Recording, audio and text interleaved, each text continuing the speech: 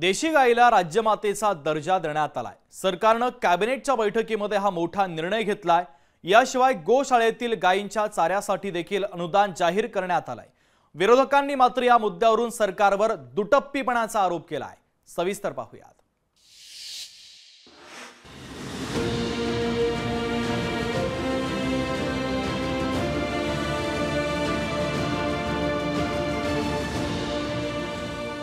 गोपूजा करणारे देवेंद्र फडणवीस पहा, गायीची पूजा करण्याचं धोरणच सरकारनं अंगीकारलंय।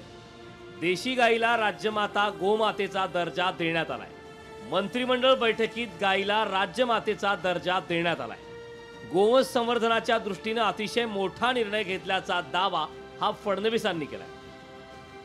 आपल्या देशी गोमातेला राज्यमातेचा दर्जा देण्याचा निर्णय आपण घेतला आणि गोशाळांमध्ये जेवढ्या देशी गोमाता आहेत त्यांना सरकारच्या वतीनं प्रतिदिन 50 रुपये चाऱ्याकरता देण्याचा निर्णय देखील आपल्या सरकारने घेतला आहे।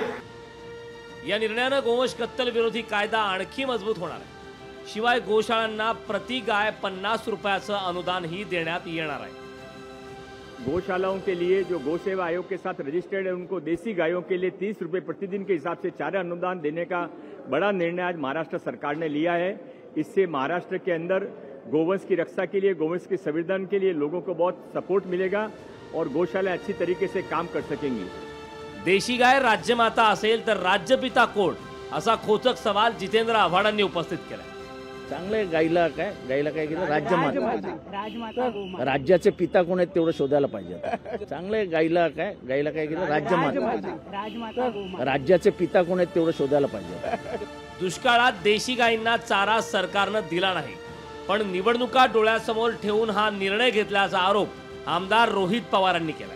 एक चाऱ्यासाठी योजना आणायला पाहिजे होती, ती त्यांनी न आणता पाऊस जेव्हा सुरू झाला तेव्हा पहिली कुठलीतरी छावणी त्यांनी सुरू केली।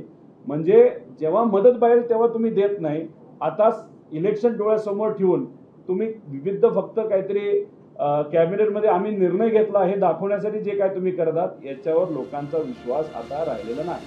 देशी गायीच्या संवर्धनासाठी घेतलेल्या निर्णयाचं स्वागत होतंय। या निर्णयाची घोषणा करून थांबवण्याऐवजी तातडीनं अंमलबजावणी केली जावी अशी अपेक्षा सामान्यातून व्यक्त होते। सतेज औंधकर सह चेतन ननावरे, लोकशाही मराठी, मुंबई। लोकशाही मराठी ऐका, पहा, जागरूक रहा।